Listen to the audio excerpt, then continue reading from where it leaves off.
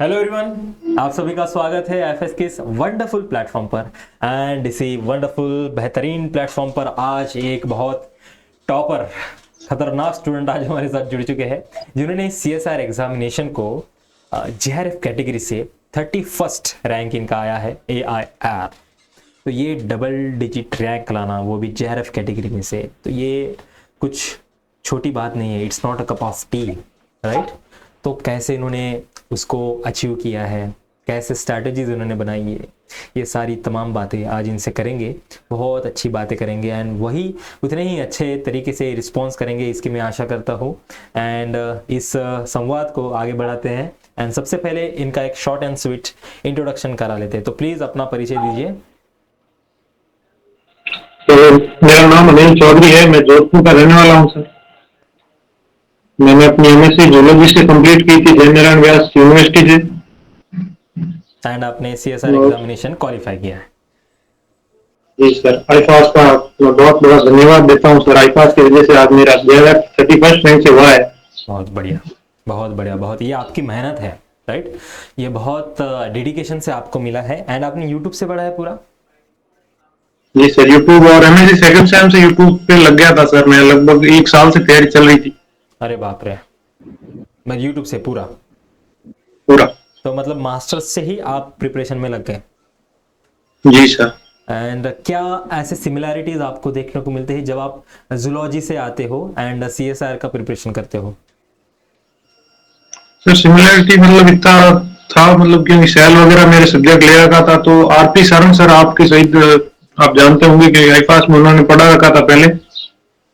हाँ। तो वो उनका सपोर्ट रहा था, तो उन्होंने मतलब सारी चीजें पढ़ा दी थी, उन्होंने नोट प्रोवाइड किए। और बाकी उन्होंने कहा कि आईपास के जो टेस्ट सीरीज है वो देते रहो। और बढ़िया। जूलॉजी से सपोर्ट रहा तो इस वजह से हुआ है सर। एंड इसके पीछे सपोर्ट के साथ साथ आपकी मेहनत भी होती है ना। ऐसे ही इजीली इस इतने बड़े सीएसआर एग्जामिनेशन में आपके डबल डिजिट रैंक नहीं आते आराम से, राइट। ये बहुत डेडिकेशन है आपका इसके पीछे। बट ये आपका बड़प्पन है जो आप दूसरों को श्रेय दे रहे हो। बट इसके पीछे बहुत अच्छी मेहनत, अच्छी खासी मेहनत लगती है, मैं कहना चाहूँ तो। एंड क्यों आपको लगा कि इस सीएसआर एग्जामिनेशन को टारगेट करें? सर क्योंकि जब बीएससी सेकंड ईयर में था तब से सर रिसर्च का मतलब मैम थे हमारे, पढ़ाते थे प्रैक्टिकल में, रोज कहते थे कि रिसर्च में ये सीखने को मिलता है वो सीखने को मिलता है। तो फिर उनके मतलब सुन सुन के मतलब डेडिकेशन आ गया कि हाँ। आपको जाना है रिसर्च के अंदर ही। क्या किस में खोज करनी है आपको? क्या कमी रह गई जिंदगी में? सर मतलब लीवर का था शुरुआत से। रैट का लीवर जब फर्स्ट बार मैम ने करवाया था बीएससी के अंदर, तो उस टाइम से ये था कि लीवर के बारे में पूरी जानकारी इकट्ठा करनी है। फर्स्ट टाइम किया था तब तो हाथ कांप रहे थे कि ये लीवर कैसे काटते हैं, क्या है, जीव को मार रहे हैं। मतलब मैम ने हमारे सामने ही चूहे को क्लोरोफॉर्म सुंघा के मारा पहले, मतलब बेहोश किया, फिर उसको काट के करके फिर मैंने कहा यही चीज अब सीखनी आगे, उसका पूरा क्या है क्या नहीं। राइट, मतलब लीवर के ऊपर कुछ रिसर्च करनी है आपको। जी सर। बढ़िया, बहुत बढ़िया। एंड कैसे किया आपने प्रिपरेशन? मतलब कुछ कैसे एक्स्ट्रा स्ट्रैटेजी लगे? बेसिक तो ठीक है, चलो रिवीजन करो, क्वेश्चन प्रैक्टिस करो एंड कुछ जो अपने वीक पॉइंट है वो स्ट्रॉन्ग करो। इसके अलावा और क्या एक्स्ट्रा आपने किया है? लगा सर एमएससी में इफेक्ट पड़ा था, बट दिन में लगभग उसको 6-7 घंटे देते ही थे। एक्स्ट्रा में टाइम देना पड़ा क्योंकि मैंने कहा 6-7 घंटे से तो होने से रहा। बढ़िया। फिर इसके बाद मैंने कहा जेआरएफ नहीं होगा इस चक्कर में, मतलब एमएससी के अंदर पूरा ध्यान छोड़ दिया। मैंने कहा एमएससी का तो होता रहेगा, अब जेआरएफ में लगना पड़ेगा पूरा। Right, right. मतलब एमएससी के ऊपर थोड़ा कम ध्यान देके आपने सीएसआर के ऊपर थोड़ा ज्यादा ध्यान दिया है। बट इससे बेनिफिट मिला कि एमएससी के भी सीजीपी अच्छे बन गए, इसका मतलब काफी। Right, right. एक तीर दो निशान है, क्योंकि बहुत सारा सिलेबस सिमिलर होता है ना। तो कुछ कुछ चीजें आपको आसानी से हो जाती है। तो ये आपका पहला अटेम्प्ट है या सेकंड नहीं, अटेम्प्ट है? सेकंड अटेम्प्ट है सर। फर्स्ट अटेम्प्ट के अंदर मेरे 83 परसेंटाइल आए थे, हम्म। तो मैंने फोर्थ सेम के टाइम दिया था जुलाई वाला। Right, right. हाँ। उस टाइम सर 83 आए थे, तो बस उस टाइम इतनी तैयारी भी नहीं थी, बस बेसिक क्लियर थे और ज्यादा कुछ चीजें थी नहीं क्लियर। तो फिर फिर भी क्या 83 सीखा आए। आपने पहले अटेम्प्ट से? पहले अटेम्प्ट से सर यही कहा, मतलब आप बेसिक के ऊपर नेट नहीं निकाल सकते कि भाई खाली बेसिक क्लियर कर लो, ऊपर ऊपर से चीजें पढ़ लो, इससे तो होगा ही नहीं। राइट। चीजों के जितना आप डीप जाओगे उससे ही आपको पता चलेगा क्वेश्चन कहाँ से आ रहा है, क्या बन रहा है क्वेश्चन, ये है। सही बात है, एग्जैक्टली क्योंकि सीएसआईआर का पर्पज ही वो है ना, आपके अंदर का रिसर्च माइंड बाहर निकाले। बेसिक चीज़ें तो ऐसे सेट में कुछ बेसिक स्टेट लेवल के एग्जाम में पूछी जाती है, but it is a CSIR, ये आपके ब्रिलियंट माइंड को ही टेस्ट करता है। तो बेसिक से तो नहीं होगा, ये आपने ठान लिया था कि इन डेप्थ में स्टडी करनी है, राइट? मैंने कहा बेसिक में तो हम 85 से ऊपर तो जाऊंगा ही नहीं, ये चीज पता चल गई थी फर्स्ट टाइम। राइट। तो फिर ये बहुत अच्छी बात है कि आपको सब समझ में आ गया कि एग्जाम क्या चाहता है ना, कि एग्जाम क्या पूछता है। तो अगर आप प्रिपरेशन के दौरान ऐसे कुछ यूनिट्स थी जो आपको बहुत चैलेंजिंग लगती थी? सर एक बायोकेमिस्ट्री के अलावा बाकी सब तो ठीक था, बायोकेमिस्ट्री बहुत ज्यादा चैलेंजिंग थी। फिर किसी सर की क्लासेस मिली तो उन्होंने कुछ अच्छा पढ़ाया, बाकी आरपी सर सपोर्ट में हमेशा रहते थे तो उन्होंने मतलब काफी चीजें क्लियर कर दिया, और फिर मॉक टेस्ट वगैरह देता ही जाता था। मैंने कहा बायोकेमिस्ट्री के ऊपर ज्यादा ध्यान देना पड़ा। तो फिर इस मतलब वजह आपका जो वीक पॉइंट था मतलब बायोकेमिस्ट्री, तो उसके ऊपर आपने ज्यादा ध्यान दिया है, ज्यादा क्वेश्चन सॉल्व किए, ज्यादा रिवीजन की है, तो अभी आपका वो फेवरेट बन चुका होगा। हाँ सर, अभी तो फेवरेट है क्योंकि वो काफी चीजें सॉल्व की तो उसके अंदर जाने के बाद पता चला कि भाई है तो चीजें आसान, बट वो अपने को डीप जाना ही पड़ेगा उस चीज। राइट, ये बात तो सही है। एंड अगर उस एग्जामिनेशन हॉल की बात करूँ, उस 3 घंटे की बात करूँ, तो क्या चल रहा था दिमाग में, कैसे कैसे चीजें आ रही थी, या फिर बस फोकस थे एग्जाम के ऊपर?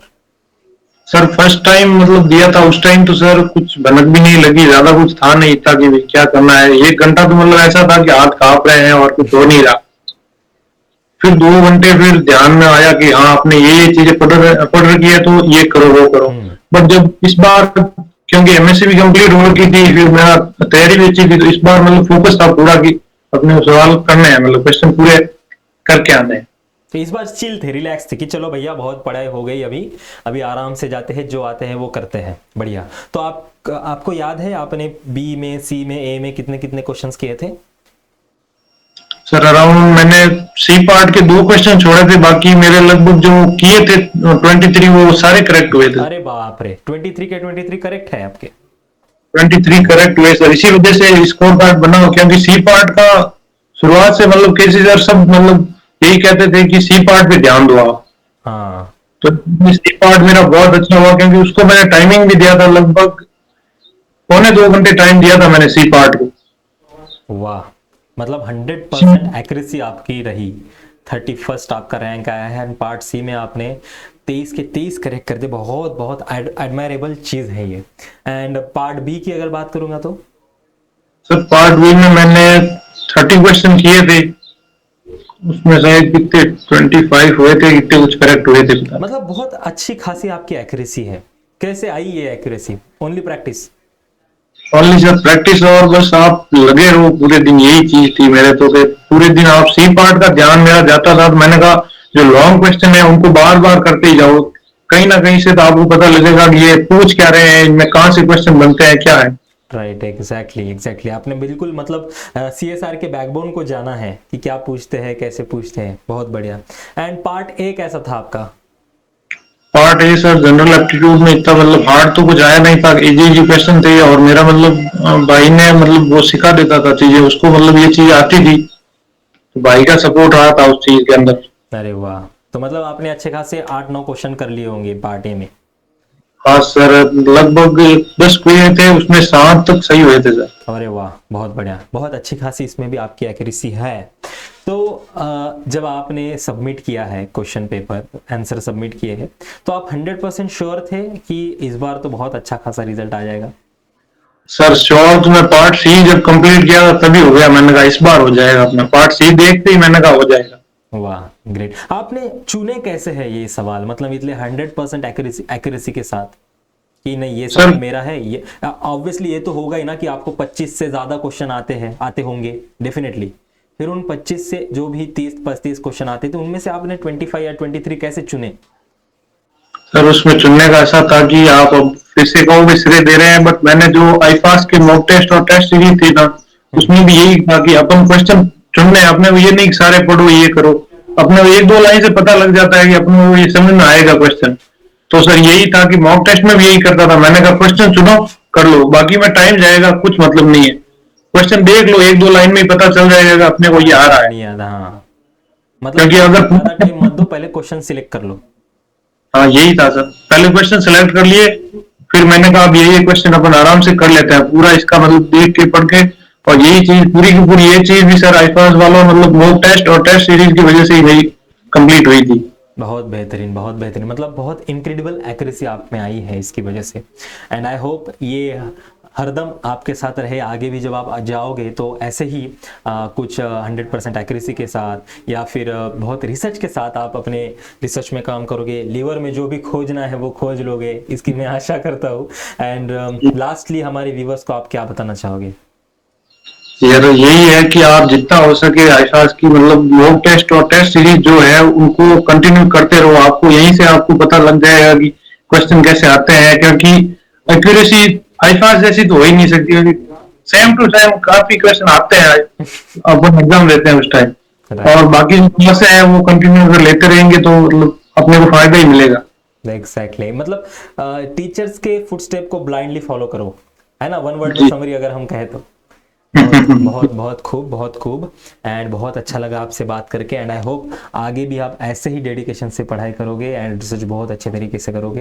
एंड बहुत बहुत नाज है आपके ऊपर एफएस के पूरे फैकल्टी का। एंड ऑल द बेस्ट आपके सुंदर भविष्य के लिए। Thank you so much sir.